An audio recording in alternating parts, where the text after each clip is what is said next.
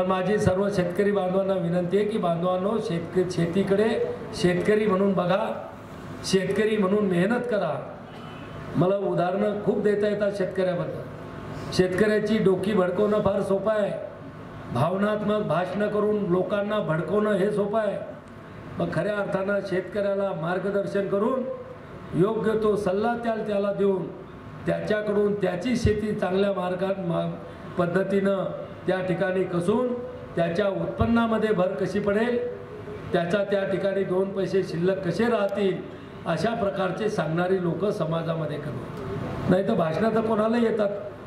आमच्याही पुढारी लोकांचा धंदा तोच असतो, सकाळी उठल्यापासून संध्याकाळ भाषणं देणं, आणि जसा पुढचा असला तसे भाषणं आम्ही लोक ठेवतो.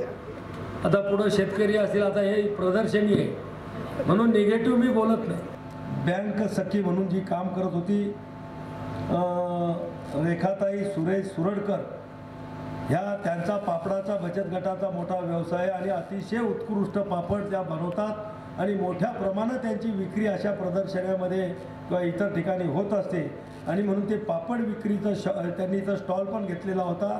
त्याच्यासाठी त्या घरून निघालेल्या असताना मोताळ्याच्या घाटामध्ये त्यांनी ते येत असलेल्या ॲटोचा त्या ठिकाणी अपघात झाला आणि दुर्दैवानं त्या अपघातामध्ये त्यांच्या त्यांचं त्या ठिकाणी निधन झालं. हे सर्व सपन्याच्या अगोदर आपण सर्वजण या ठिकाणी उभं राहून त्यांच्या आत्म्याला चिरशांती मिळावी म्हणून आपण या ठिकाणी श्रद्धांजलीचा कार्यक्रम ठेवणार आहोत.